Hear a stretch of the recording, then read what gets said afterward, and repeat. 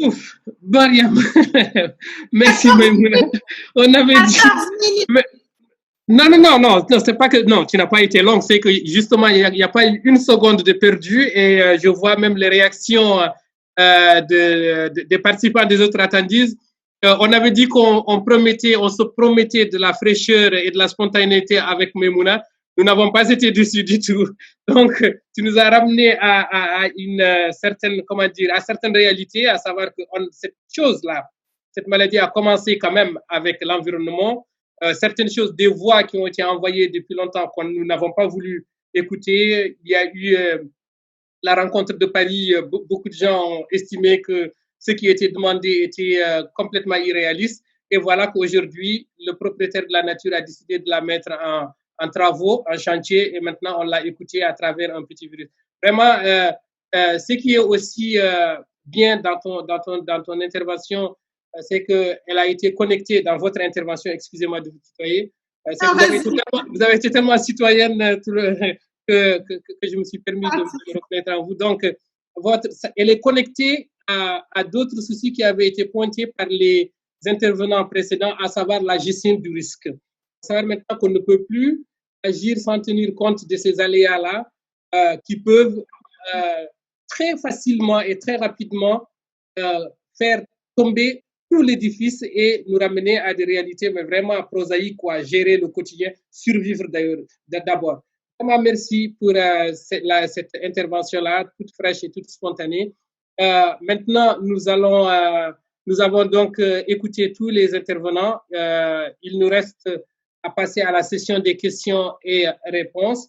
Je vais demander donc à celui qui nous assiste en technique de positionner Madame Safia Tawan et Madame Aïcha Mint Limam, parce que comme le président l'a dit au début, ce travail-là est un travail d'équipe. Il y a Geladou Sissé qui a préparé les notes, il y a Sada Kelly qui a aidé à la technique, il y a Ebe Mint Iwul Baba, excusez-moi, Ebe Iwul Baba, Aïcha Mint Limam, Salandungu Ba et Safiata et bien d'autres encore qui ont aidé à faire tout ce travail-là. Donc, elles vont venir, Safia Tawan et Aïcha Mint Limam, nous lire donc les questions qui ont été partagées par les participants. Donc, vous, nous avions demandé à ce que les questions, pour plus de facilité, nous avions demandé à ce que les questions soient envoyées dans la rubrique questions et réponses, mais apparemment, certaines sont allées dans la rubrique chat. C'est pas grave, on va s'organiser. Donc, pour ne pas avoir une session longue, il est possible que nous ne puissions pas, tout dépendra du temps. Si le temps le permet, nous avons à peu près une quinzaine de minutes devant nous. Nous pourrons répondre à toutes les questions. Sinon, nous comptons sur votre indulgence pour ne pas avoir une session extrêmement longue. Voilà, si Safiata et Aïcha Mint Limam sont disponibles, leur caméra, voilà, Safiata Wan que voici, nous saluons son arrivée, et Aïcha Mint Limam, si elle veut bien faire marcher sa caméra, en attendant que Aïcha, voilà, Aïcha a mis en marche, non, ce n'est pas sa caméra, ça c'est la photo de profil. Donc, Safiata, bonsoir et bienvenue. Safiata qui est membre du CCME, membre du bureau du CCME, et qui vit à Paris, qui évolue dans le domaine de l'assurance. Comme on parlait d'assurance, elle est informaticienne. Voilà, s'il y a des questions, Safiata, vous écoutez. Bismillahirrahmanirrahim. Merci Abdoulaye. Madame et messieurs les panélistes, bonjour. Bonjour Baro, bonjour mesdames et messieurs les participants. Nous avons déjà quelques questions posées par une personne qui n'a pas signé les questions, donc je vais vous les poser. Cette personne dit qu'est-ce qui est vraiment en cause? Est-ce la faillite du modèle ou plutôt la manière dont il a été géré? Les élites dirigeantes ont-elles failli à leur mission, à savoir de protéger la population? Quelles attentes à l'égard de la puissance publique face aux risques? La résorption de la crise en sera-t-elle pour autant plus compliquée que pour les crises précédentes?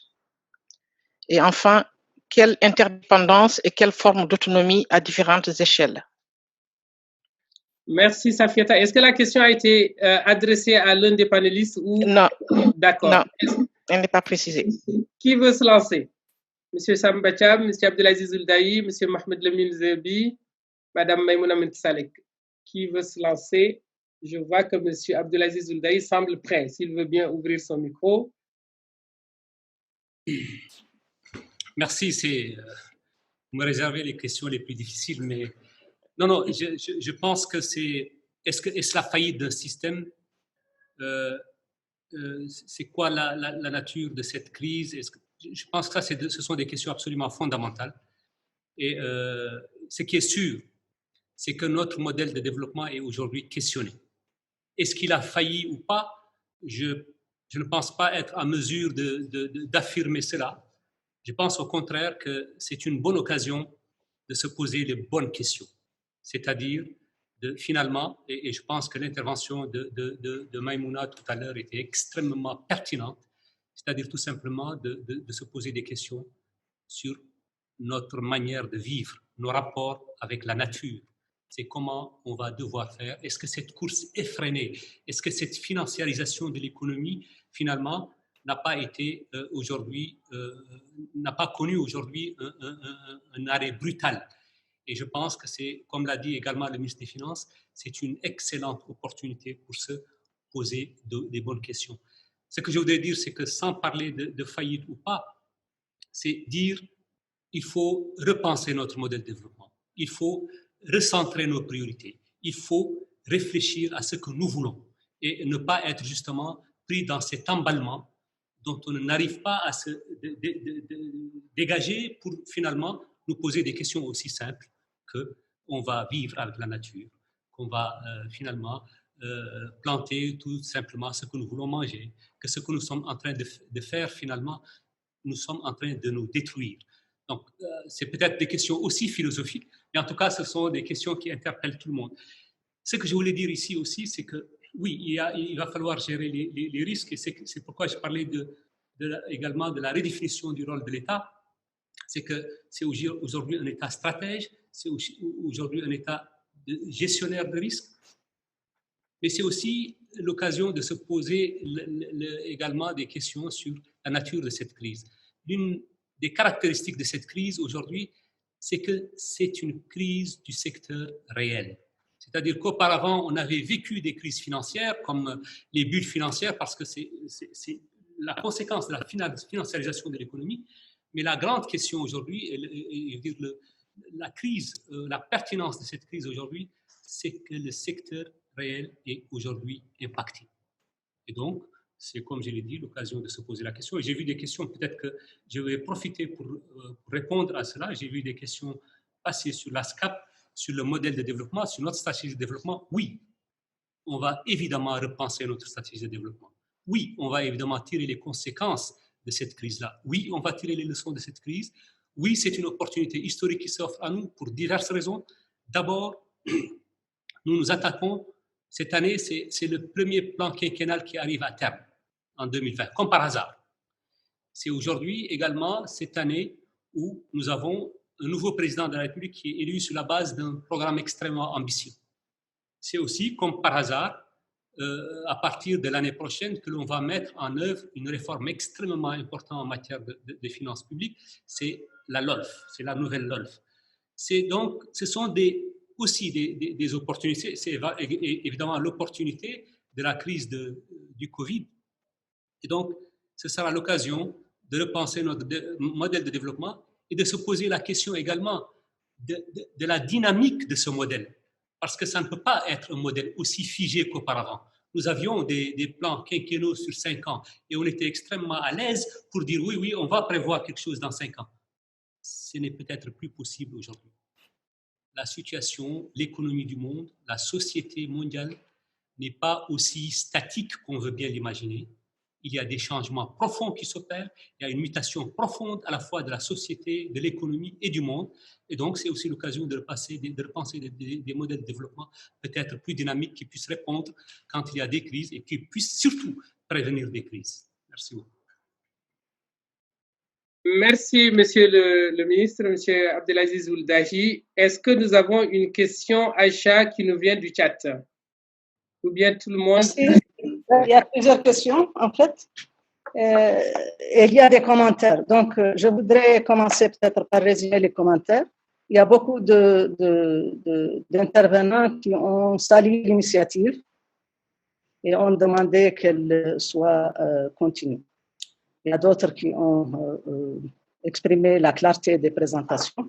Certains ont même exprimé leur fierté vis-à-vis des conférenciers. Ça, c'est en ce qui concerne les commentaires. Excusez-moi, je perds parfois la connexion. Au cas où je la perds, vous me direz. Je vais prendre les chats.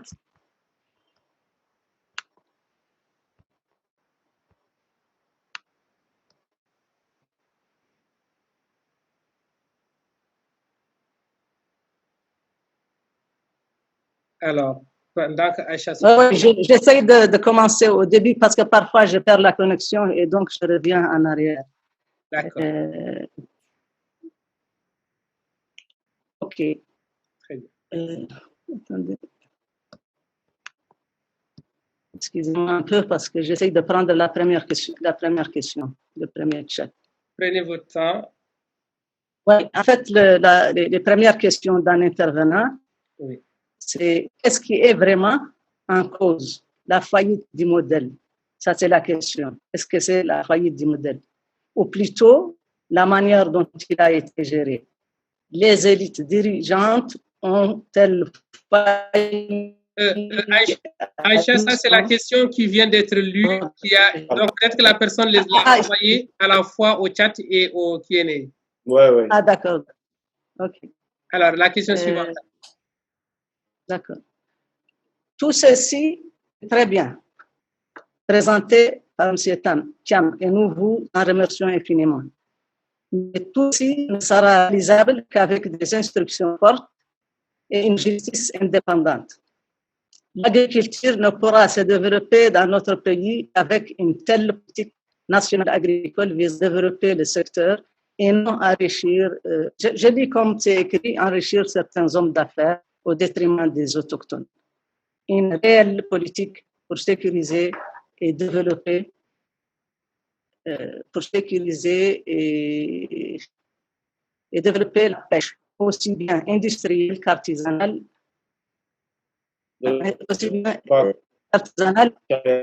par la mise en place des centres de formation et des organes.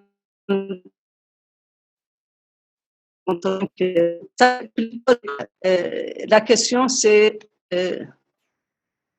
une réelle politique pour sécuriser et...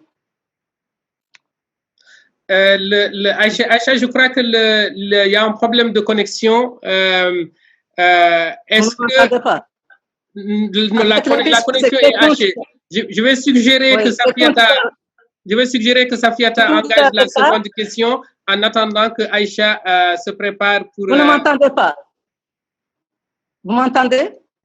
Non, nous allons proposer que Safiata pose la seconde question en attendant que la connexion s'améliore. Je finis la question. Que compte faire l'État pour favoriser le développement des PME, PMI, TPE, qui a, à mon sens, peut-être une solution aux défis économiques?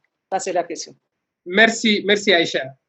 Alors, le ministre de l'économie, le ministre des Finances, qui se lance? Alors, monsieur le ministre des Finances, s'il vous plaît. Voilà. Moi, je n'ai pas bien saisi la question. C'est haché, je n'ai pas pu... Que compte faire l'État pour favoriser les TPE notamment? C'est-à-dire quelles sont les mesures que l'État peut faire pour favoriser les TPE? Et la première partie de l'intervention portait sur l'agriculture, comment développer le secteur si les propriétaires autochtones ne disposent pas de leur sol, de leur sol, et que parfois ce sont des investisseurs, des agro-businessmen qui arrivent et qui n'ont peut-être pas les mêmes préoccupations que les autochtones. Voilà. Merci beaucoup. Alors, pour la première, nous avons les conférenciers ont bien souligné l'investissement qu'il faut faire dans le numérique. Et évidemment, ça c'est une partie ça fait partie de cela. Il faut qu'on encourage les paiements, c'est ça, les paiements électroniques, c'est ça, les TPE, non?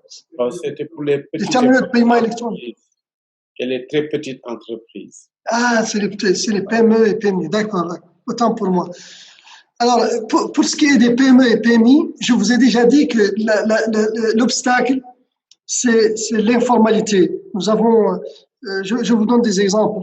Si le tissu de petites et moyennes entreprises est pour le moment, informel. Il y a des petites et moyennes entreprises qui ont réussi, celles qui font de la sous-traitance dans les secteurs d'industrie extractive. Celles-là, ça va, elles se portent bien, heureusement, parce que le secteur n'a pas été bien affecté. Mais les petites et moyennes entreprises, des services, de la restauration, sont pour la plupart informelles. Et donc, nous avons eu des difficultés à accéder à leurs données économiques et à les secourir. Mais je vous ai dit dans ma présentation que malgré cela, nous allons essayer d'aider ces petites et moyennes entreprises, mais moyennant des réformes économiques, des réformes en matière de normalisation des normes. On fixera des normes, par exemple sur la régularité du dépôt de déclaration fiscale, la déclaration des travailleurs à la sécurité sociale, la déclaration des travailleurs à l'assurance maladie, donc moyennant des réformes, moyennant des mesures pour rendre les petites et moyennes entreprises plus formelles. Évidemment, nous allons aussi orienter le crédit, et ça existe déjà. Nous avons déjà des lignes de crédit octroyées par certains bailleurs de fonds qui sont déjà. Donc, il y a un ensemble de mesures. Évidemment, il y a l'investissement aussi sur les infrastructures, les routes, selon le périmètre ou les champs de business de la petite et moyenne entreprise. Alors, sur le plan de l'agriculture aussi, nous allons, il y a une politique d'investissement. Évidemment, la réforme foncière, et vous touchez à un sujet très important, le foncier agricole. Je parle sous le contrôle de Baron parce qu'il a travaillé sur ce domaine. Évidemment, il faut concilier tout ça. Moi, j'ai vu, par exemple, il y a un instrument très important que représente les baux amphithéotiques, mais pas de la façon avec laquelle nous les rédigeons. Il faut, dans ces baux amphithéotiques, il faut intégrer, il faut que la commune, la localité participe. Par exemple, il faut exiger de l'investisseur étranger dans le bail amphithéotique un niveau d'emploi de la population autochtone, des ristournes à la commune pour peut-être même pour l'environnement, mais Mouna n'est plus là, je ne le vois pas à l'écran, pour l'environnement aussi. Et donc, il faut améliorer cet outil de bail amphithéotique qui est très important, mais il faut mettre plus d'engagement, il faut y inscrire plus d'engagement de la part de l'investissement étranger. Évidemment, il faut aussi, selon les régions, consacrer, par exemple, certaines régions aux populations. Évidemment, il faut encourager la paysannerie, il ne faut pas rendre tout intensif. Il faut laisser aux populations aussi certains domaines. Et il faut aussi encourager le pluvial, moi je pense. Tout ça, c'est concentré au niveau du fleuve. Évidemment, l'investisseur va là où l'irrigation est gravitationnelle, là où il va dépenser moins, là où les coûts sont moins importants. Mais donc, il faut un modèle, je crois, un modèle de développement qui tient compte de la paysannerie, qui tient compte des populations autochtones et qui gère le foncier selon. Moi, j'ai tout de suite pensé à ces baux amphithéotiques, mais il y a certainement d'autres outils, mais que ce soit équitable, que les populations autochtones en profitent. Et au fond, la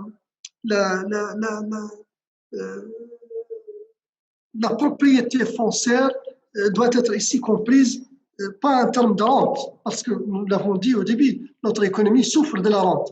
La propriété foncière en elle-même n'est pas importante, n'est importante que pour un rentier, mais que l'investisseur aussi exploite et laisse la population sur les carreaux, exploite les domaines, ça aussi c'est inacceptable. Donc il y a une solution, il faut réécrire le modèle de développement agricole et de façon pour que d'un côté qu'on puisse drainer attirer les investissements, les IDE, les investissements directs étrangers, mais aussi garantir un développement, le développement des régions concernées et améliorer l'emploi et donner des moyens aussi aux collectivités décentralisées qui sont. Merci, Monsieur le ministre. Oui, allez-y, Monsieur le ministre. D'abord, pour m'excuser, parce que je pense que le ministre est aussi concerné, nous avons un comité interministériel qui a déjà commencé à 17h et on m'a appelé déjà à deux reprises pour y prendre part. D'autre part, juste pour des précisions par rapport à la promotion des PME, PMI, et vous avez parfaitement raison pour dire que c'est un vecteur de création d'emplois extrêmement important.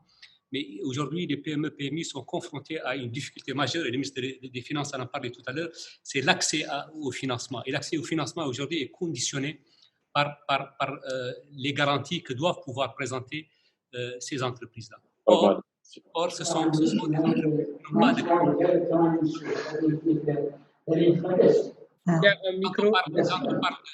Quand on parle d'accès au financement, et dans un secteur bancaire où les ressources longues, comme l'a dit M. le ministre tout à l'heure, sont extrêmement rares parce que les seules ressources dont disposent les banques aujourd'hui, ce sont des dépôts à vue.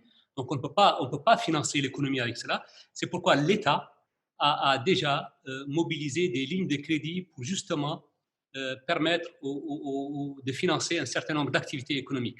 Ça a été le cas avec une ligne de crédit de l'ordre de 50 millions de dollars qui a été mobilisée il y a déjà 2 ou 3 ans. C'est aussi le cas pour une ligne de crédit supplémentaire qui a été obtenue cette année, justement dans le cadre du Covid, de 25 millions de dollars qui va être gérée par la CDD. Espérant que la CDD va pouvoir, on va dire, atténuer la possibilité pour les promoteurs de projets de gérer cet aspect garanti. C'est aussi pourquoi l'État a mis en place un fonds de garantie des crédits pour justement mutualiser les risques au niveau du secteur bancaire. Il y a aujourd'hui un fonds qui va être mis en place et qui va permettre justement d'atténuer l'impact de cette gestion des risques au niveau du secteur bancaire parce que, évidemment, comme je l'ai dit, les projets ne pouvant pas être financés par un secteur bancaire privé s'il n'a pas toutes les garanties suffisantes.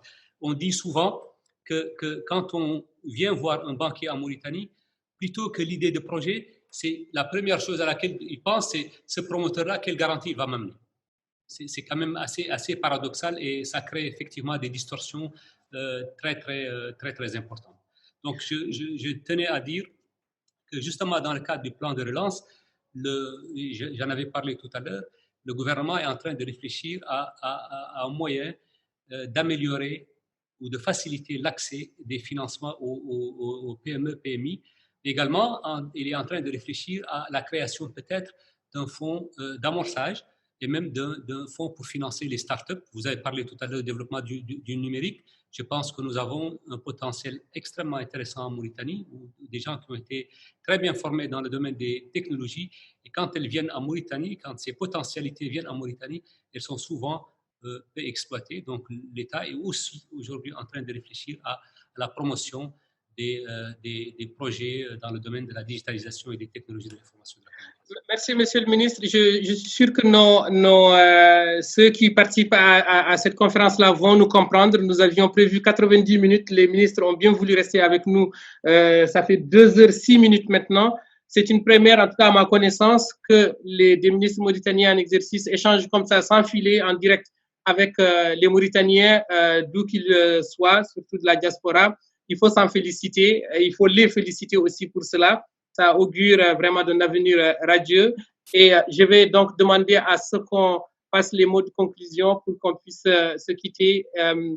Le dernier mot de chacun des panélistes, mais vraiment en 1 minute ou 2, ce qu'on peut emporter avec nous, le takeaway, les prochaines étapes à suivre. Donc, je vais commencer sur ce que j'ai, par rapport à ce que j'ai sur l'écran. Monsieur Mohamed Lamine Ould-Zehebi, vous avez la parole.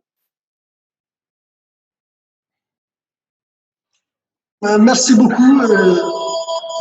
Je vous félicite pour l'organisation de cette foire, de ce forum. Et nous avons besoin comme l'a dit tout à l'heure, comme l'ont dit les conférenciers, nous avons besoin des efforts de chacun. C'est une pandémie qui a surpris, comme je l'ai dit au départ, tout le monde. Et nous sommes même encore en train d'apprendre tous les jours sur l'horizon de cette pandémie, sur les mesures barrières qu'il faut adopter. Sur le plan économique, l'État a mis tout en œuvre, essentiellement l'arme budgétaire. Nous avons, comme je vous ai dit, prévu 5% de déficit de notre PIB, de notre produit national, pour faire face à la pandémie. Nous avons créé un fonds de solidarité dans la transparence aussi, parce que j'ai oublié de dire que nous avons créé par décret présidentiel une commission nationale de suivi du fonds de solidarité où toutes les sensibilités sont représentées, les partis politiques, les syndicats, les élus, les chefs de file de l'opposition, toutes les sensibilités. Et sans plus tarder, parce qu'il faut laisser du temps aux autres, je demande à la diaspora en particulier, parce que ce sont nos hôtes, de redoubler d'efforts, et nos portes sont ouvertes pour toutes les idées, pour toutes les mesures économiques et budgétaires qui peuvent être mises en œuvre.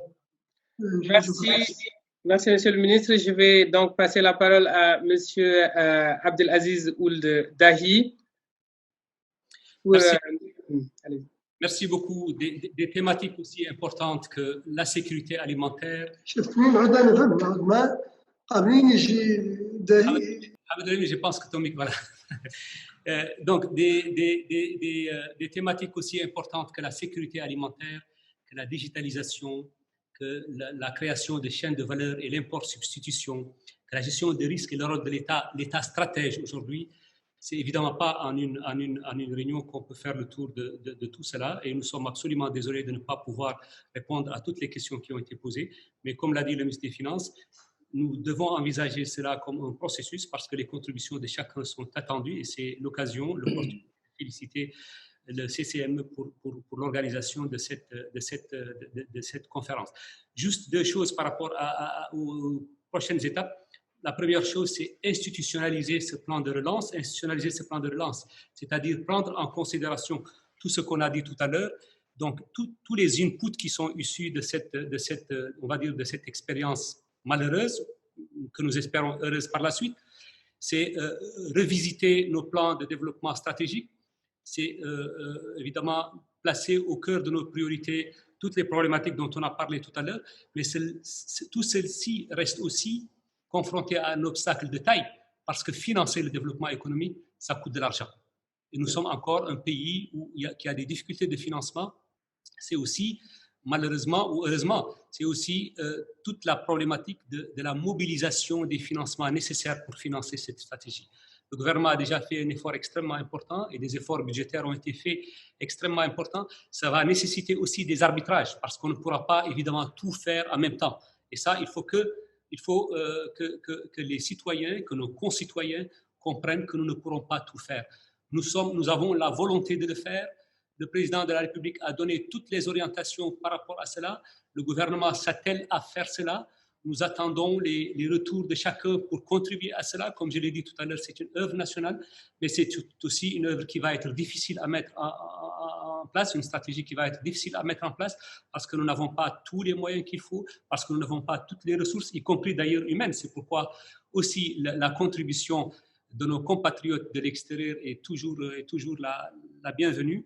Et il faudrait inscrire ce plan-là dans un processus dynamique parce qu'on ne sait pas de quoi demain sera fait. Et évidemment, il faut mettre en place un ensemble de mesures d'accompagnement, toutes les réformes dont on a parlé, améliorer la gouvernance, améliorer la transparence, faire des réformes en matière de capacité d'absorption et de lutte contre la corruption, parce que j'ai aussi vu des questions par rapport à cela. C'est aussi réformer le mode de passation des marchés publics, parce qu'aujourd'hui, il constitue un obstacle à la capacité d'absorption de nos ressources nationales. Tout ceci va nécessiter du temps, va nécessiter de l'argent, mais la volonté y est, j'espère qu'on va y arriver. Merci. Merci, Monsieur le ministre. Maïmouna Salek. Merci, Abdoulaye. Alors, ça me fait vraiment très plaisir d'entendre les deux excellences, les ministres, avec cette volonté, cette déclaration de bonne intention. Je voulais, avant de vous quitter, répondre à une question que j'ai vue quand même importante. Quelqu'un me demandait comment je peux transmettre ces informations, ce plaidoyer. Je suis journaliste. Abdoulaye ne l'a pas dit. Je suis journaliste indépendante. J'écris pour Horizon. Une fois par mois, je parle de ces problèmes. Je parle des expériences que j'ai adorées, qui sont réussies en Mauritanie. Et j'ai parlé notamment d'une start-up, en réponse à son Excellence Monsieur Derry, une start-up qui donne des solutions pour l'aliment de bétail à partir de Toug et Tifa, une plante invasive et deux plantes, une plante invasive et une plante importante pour nous, qui donne des solutions pour le phytosanitaire bio, qui donne des solutions dans l'économie circulaire, c'est-à-dire que nous utilisons les déchets de l'agriculture pour donner de l'aliment au bétail. J'ai déjà rédigé un article là-dessus. J'ai mis mon numéro WhatsApp dans le chat. Pour ceux qui veulent recevoir ces articles, merci encore. Je reste à votre disposition. Je sais qu'on va gagner ce challenge. Les Mauritaniens ont toujours montré leur intelligence, leur capacité, leur adaptation très rapide. Les Bédouins d'hier, aujourd'hui, on les voit partout. Ils sont génies, ils sont géniaux, mais il faut vraiment juste leur donner l'opportunité, les encourager pour qu'ils produisent le meilleur. Et encore, merci pour cette opportunité au CCME, le collectif des cadres mauritaniens à l'étranger. Merci beaucoup, Président. Merci beaucoup à Abdoulaye, Monsieur Sambatiam. Merci encore et à toute l'équipe que je ne peux pas citer. Au revoir.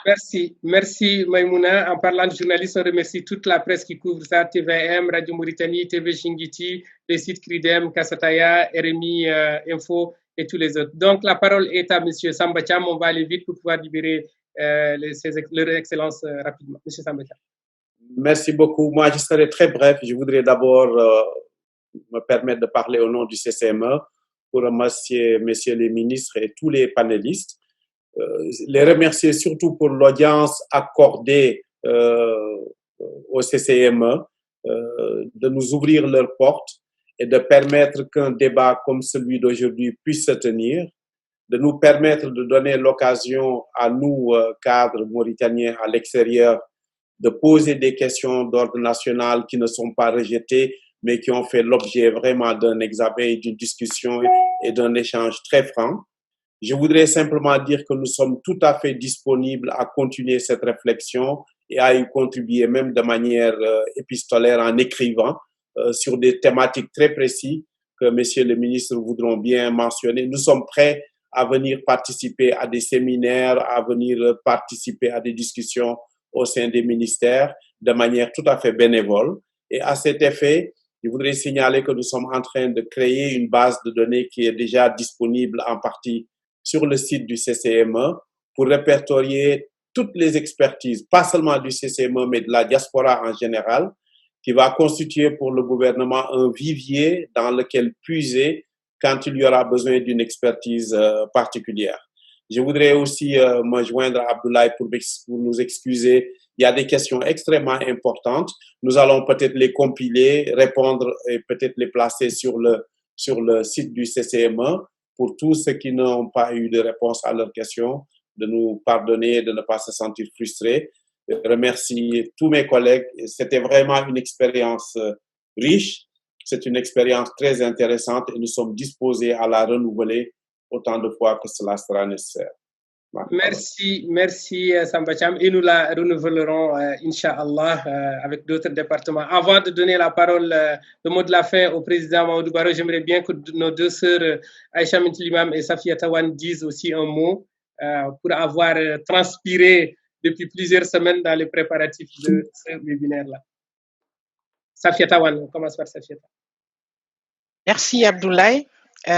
Juste pour dire, pour m'associer à tous les commentaires positifs, pour saluer en tout cas cette initiative et remercier les participants, nos deux ministres et Madame Maïmouna. Merci pour tout ça et puis merci aussi aux participants qui ont posé des questions très pertinentes. Donc je confirme ce que vient de dire Samba Thiam, les questions seront compilées et puis nous les transmettrons aussi aux deux ministres et à Maïmouna également, et puis nous ferons tout pour diffuser les réponses. En tout cas, voilà, merci pour tout. Merci aux participants. Merci Safia Tawan et merci aussi pour la mobilisation. Alors, Aïcha Mintlimam, le micro ouvert, je vais l'ouvrir.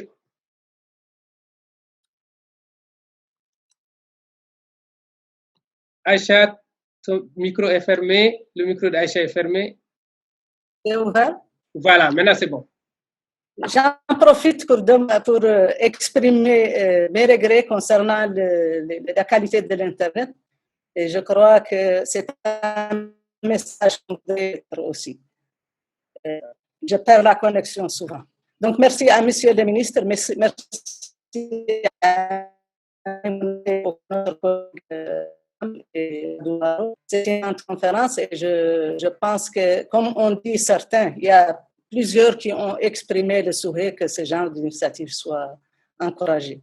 Et je crois que c'est toujours très bien qu'il y ait ce dialogue entre la diaspora qui est exposée à d'autres expériences avec les autorités locales. Je vous remercie.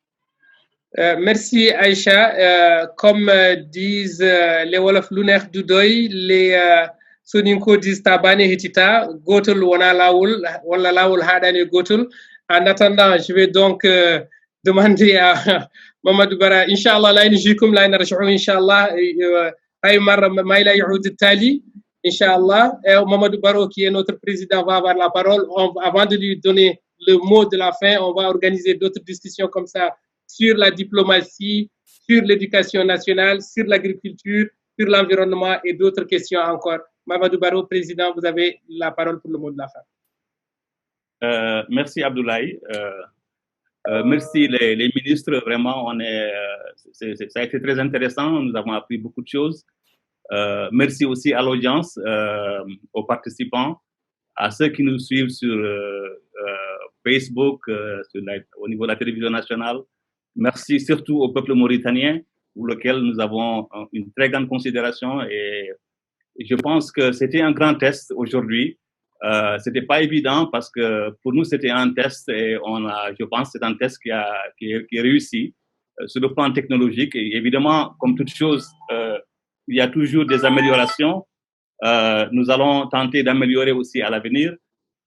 Notre membre, collègue très actif, Dr Samba Thiam, a dit beaucoup de choses que j'allais dire, mais je ne vais pas le répéter. Donc, vraiment, c'est pour dire, je voulais seulement revenir sur un nombre d'aspects. D'abord, le besoin, dans le contexte actuel, de revisiter beaucoup de choses. C'est l'occasion vraiment de revoir beaucoup de choses. Il y a beaucoup d'assumptions qui sont maintenant qu'il faudrait revoir. Il a parlé de la SCAP qu'il faudrait revoir de façon fondamentale. Le ministre des Finances, tous les deux ministres aussi ont insisté sur la même chose. On a mentionné la question, par exemple, du foncier, qui est un problème de la sécurité alimentaire. et on sait qu'on n'a pas beaucoup de temps et nous organiserons des conférences sur ces thèmes-là aussi, que l'une des contraintes à l'agriculture est aussi liée aux problèmes fonciers tout simplement. Donc, je suis content que ça a été évoqué ici aujourd'hui.